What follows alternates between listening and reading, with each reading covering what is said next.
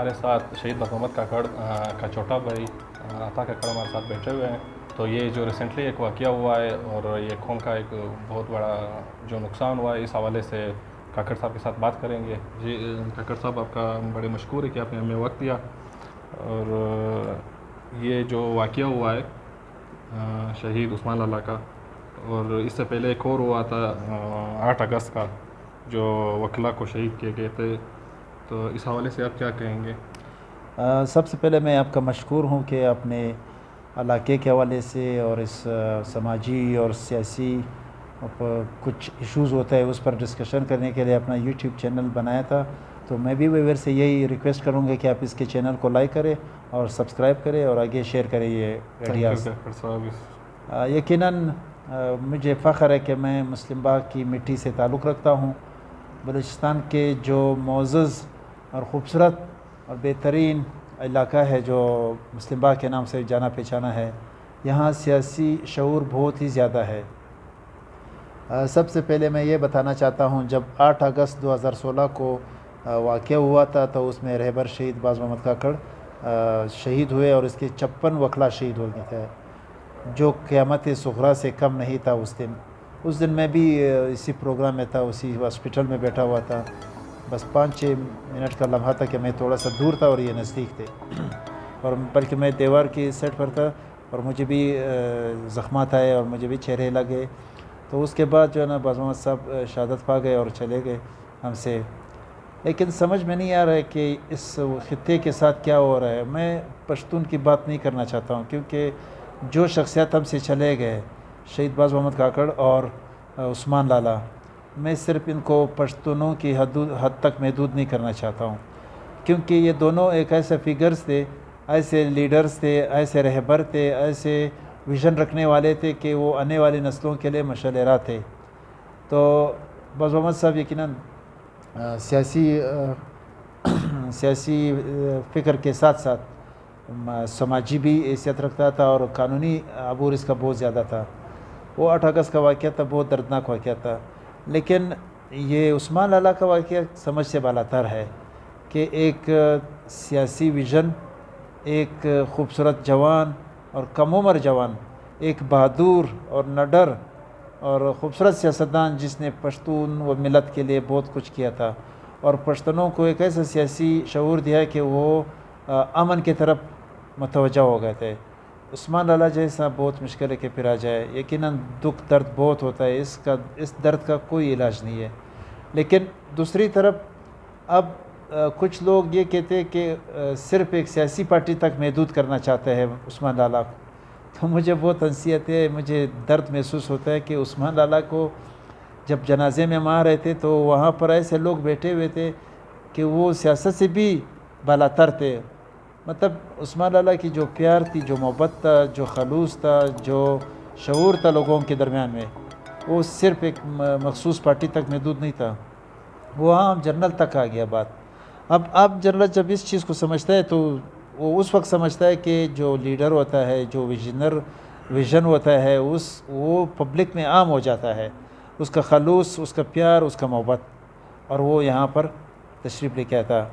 بالخصوص عثمان لالا جب سے سینیٹر بن گیا تو اس کی سیاسی پختگی زیادہ ہو گیا ہے، اور جس پارٹی سے یہ بلانگ کرتا تھا اس میں ورکر، خاص کر ینگسٹر جو ہے نا، وہ بہت ہی زیادہ عثمان لالا کو پسند کرتے تھے. اور عثمان لالا تو یقیناً جب سینیٹر بن گیا اس کے بعد جو اس کا سیاسی ویژن تھا وہ بالکل چینج ہو گیا تھا. اور پارٹی کے ہر دوسرا فرد، میں یقین بتاتا ہوں، اگر انٹرا پارٹی الیکشن ہوتا تھا اس کے پارٹی کے اندر تو مجھے عثمان لالا چیئرمین ہی نظر آتا تھا. اس کے بعد پارٹی کے چیئرمین وہی آتا تھا. البتہ ماشر محمود خان اپنے جگہ پر، میں صرف سیاسی اور اس کے حوالے سے، یہ ہمارا تجزیہ ہے، شاید آپ متفق نہ ہو. تو آپ سمجھے 21 تاریخ کو جو ہمارا ساتھ ہوا تھا نا، مجھے سمجھ سے بالاتر ہے. ہر گھر، ہر بچہ، ہر پشتون اور ہر بلوچ اور ہر مظلوم اس درد کو بالکل برداشت نہیں کر سکتا تھا. عثمان لالا کی درد ایسا درد تھا.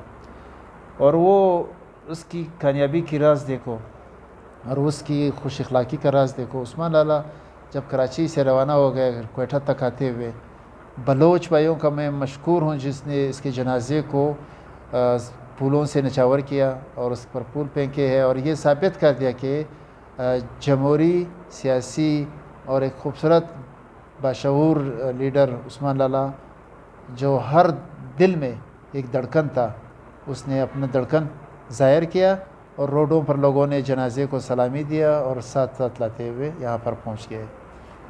اب آتے ہیں کہ یہاں کے سیاسی حالات کیوں اس طرح ہے اور قانونی طور پر ہمیں کیا کرنا چاہیے اس کا۔ بلوچستان ایک ایسا خطہ ہے جہاں پر خون ہی خون بہا جاتا ہے، لیکن اس کا کوئی تدارک ہی نہیں ہے، اس کا کوئی روکنے والا ہی نہیں ہے۔ جو کرتے ہیں وہ بھی خاموش ہے، جسے کروا رہے وہ بھی، اور جس کو کروا رہے وہ تو خاموش ہی ہو جاتا ہے۔ اب درد اس بات کا ہوتا ہے کہ آواز اٹھانے والا کیوں نہیں ہے، کب تک ہم خاموش رہیں گے اور کیوں رہیں گے۔ مجھے درد اس بات کا ہوتا ہے ہمارے سیاسی شعور اتنا کیوں نیچے گر گیا ہے۔ چاہے جس پارٹی میں بھی بندہ ہو اس کو تو آواز اٹھانا چاہیے۔ شہدائے 8 اگست کے بعد کسی نے آواز نہیں اٹھایا۔ اگر شہدائے 8 اگست پر عمل درآمد ہوتا تھا، خاص کر قاضی فیض عیسیٰ کا، اس کی جو کمیشن کا رپورٹ تھا اس پر عمل ہوتا تھا، تو شاید آج عثمان لالا کے ساتھ یہ نہ ہوتا۔ شاید آج پروفیسر ارمان جو ایک خوبصورت قوم پرست نوجوان تھا، اس کے ساتھ ایسا نہ ہوتا تھا۔ ہر قوم کو یہ قانونی حق حاصل ہے، جمہوری حق حاصل ہے کہ وہ اپنی قوم کی مفاد کے لیے آواز اٹھائے جمہوری انداز میں، اور قانون سے بالاتر نہیں ہو کے بلکہ قانون کے دائرے میں ہوتے ہوئے انہیں حق دلا دے۔ اب یہ کہا جاتا ہے کہ عثمان لالا کا جو سیاسی کیریئر کے ساتھ ساتھ اب آنے والے کیا کہیں گے، کیا کرتے ہیں، اور آنے والے دور میں یہ ثابت ہو جائے گا کہ عثمان لالا کے ساتھ جو ہوا ہے اس کا حساب لیا جائے گا۔ اب اس سارے صورتحال کو دیکھتے ہوئے قانونی طور پر جب ایک بندہ یہ کہتا ہے کہ مجھے فلانا بندے سے ڈر ہے، تو اس کو ڈائننگ ڈکلیریشن کہا جاتا ہے قانون میں، تو وہ قانونی شہادت کا ایک حصہ ہوتا ہے، تو اس کا وہی آخری بیان قانونی طور پر تسلیم کیا جاتا ہے۔ اور اب ہم یہی دعویٰ کرتے ہیں، اوپن کہتے ہیں کہ قانون کو بالادست بنا کر ایسے مجرموں کو لائے، کٹہرے میں کھڑا کر دے۔ اگر یہ ملزم ہے تو ثابت ہو جائے گا تو مجرم بن جائے گا، اگر نہیں ہے تو بری کر دے۔ لیکن حساب ہونا چاہیے۔ حساب جو بھی کرتے ہیں، جس بندے کے ساتھ بھی ہوتے ہیں، جو قوم ملک کی ترقی میں رکاوٹ بنا ہوا ہے، جو قتل عام میں ملوث ہوتا ہے، ان کو بتانا چاہیے کہ آپ آ جائیے، اپنا حساب کتاب دے دے۔ یہی قانون ہم بھی مانتے ہیں، آپ بھی کریں۔ یہی تھیٹر کا آئین کا ہم بھی تسلیم کرتے ہیں، جو پاکستان کا تھیٹر کا آئین ہے ہم بھی تسلیم، لیکن ڈکٹیٹرشپ کے ہم خلاف رہیں گے۔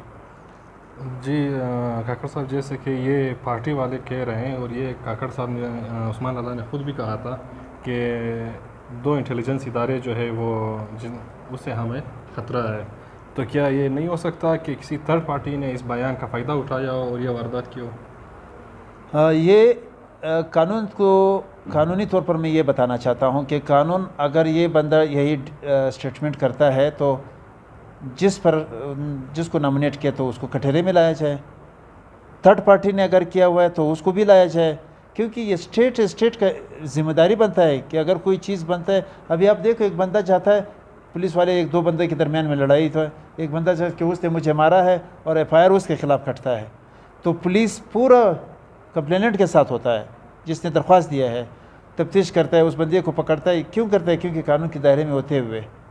تو ہم یہی دعویٰ کرتے ہیں کہ قانون کے دائرے میں ہوتے ہوئے جو بھی ہے، جو بھی ادارہ ہے، چاہے جو بھی بندہ ہو، قانون سے بالاتر نہیں ہے، اس کا احتساب کیا جائے اور اسے کٹہرے میں لایا جائے کہ بھئی ایسے کیوں کرتے ہیں، کیا ضرورت ہے، چاہے بنیاد پرست ہو، چاہے قوم پرست ہو، چاہے ملک سے باہر ہو، چاہے ملک کے اندر ہو۔ تو اس سارے جو ہمارا جو سسٹم ہے، کیا صرف ہم اس پر اسٹیٹ کو ہی بلیم کر سکتے ہیں، یا سیاسی جو ہماری پارٹیاں ہیں یا جو لیڈرشپ ہے، چاہے وہ مذہبی ہو چاہے وہ قومی ہو، کیا وہ اسٹیبلشمنٹ کے ہاتھوں بکتے نہیں ہیں؟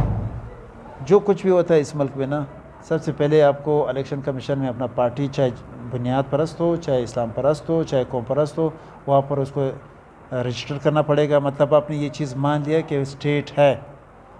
اگر آپ پارٹی رجسٹرڈ کرتے تو اسٹیٹ کا ہونا آپ نے مان لیا، تو اور اسٹیٹ کا پھر یہ ذمہ داری ہے کہ وہ اداروں کو بھی اور عوام کو بھی اور سیاسی لیڈروں کو بھی اپنے دائرے سے نکلتے ہوئے روک لے۔ تو یہی تو ہمارا دعویٰ ہے کہ اسٹیٹ کو انٹرسٹ لینا چاہیے، اسٹیٹ کو ہر چیز نظر آ رہا ہے، لیکن ہمارا حصہ جو بلوچستان ہے، جو پشتونستان ہے، جو ہمارا علاقے ہے پشتون ملت، اس کو نظر نہیں آ رہا ہے۔ تو پھر سر جس طرح یہ قوم کا جو نقصان ہوا ہے شہید صاحب کے حوالے سے، تو پھر یہ جو قوم ہے اس کو کیا کرنا چاہیے، مطلب کس طرح اس کا بدلہ لے سکتے ہیں اور کیا اس کا رد عمل ہونا چاہیے؟ قوم کو متحد ہونا چاہیے، قوم کو ٹیکنیکل تعلیم حاصل کرنا چاہیے، صرف یونیورسٹی کی درخت کے نیچے بیٹھ کر تعلیم نہیں کرنا چاہیے، اس کو کچھ پڑھ کر ثابت کرنا چاہیے عملی طور پر۔ ہمارے پاس سب کچھ ہے، اللہ تعالیٰ نے سب کچھ دیا ہوا ہے، لیکن محنت ہم نے کرنا ہے۔ ابھی آپ کا یوٹیوب چینل ہے، آپ گھر میں بیٹھے بولتے ہیں میں نہیں کر سکتا ہوں، میں یہ کروں گا۔ ابھی آپ میں شعور آ گیا کہ بھائی چلو ٹھیک ہے، اسکرین پر تو میں نہیں آ سکتا ہوں، اس چینل کے ذریعے اب آپ جیسا محنت کش لڑکے اگر اور بھی آ جائے تو کیا یہ آواز آگے تک جائے گا؟ نہیں جائے گا۔ معلوم ہے کہ آپ نے میرا آواز ریکارڈ کیا تھا، دوسرے کا ریکارڈ کیا، دوسرا بندہ آتا ہے، تو اس لیے آپ کو سیاسی طور پر اجاگر ہونا چاہیے، آپ کا دماغ فریش ہونا چاہیے، آپ کو مقابلہ کرنے تیار ہونا چاہیے۔ اب آپ کے پاس اتنا پیسے ہے، رقم ہے کہ آپ ایک کیمرہ لے لیں، کسی کا آواز ریکارڈ کر کے تاریخ کا حصہ بنا دے، اور دنیا میں ہر وہ لفظ جب آپ کے منہ سے نکلتا ہے وہ تاریخ کا حصہ ہوتا ہے۔ کچھ غدار ہو جاتا ہے، کچھ وفادار ہو جاتا ہے، لیکن بدبختی یہ ہے کہ اس ملک میں جو 2 نمبر ہوتے ہیں، جو غدار ہوتے ہیں، وہ حکومت کے وفادار بن جاتے ہیں اور اس پر حکومت مہربان ہو جاتا ہے۔ جو مخلص ہوتے ہیں وہ یہاں سے عثمان لالا کی طرح چلا جاتا ہے۔ تھینک یو کاکڑ صاحب، تھینک یو سو مچ۔ مہربانی۔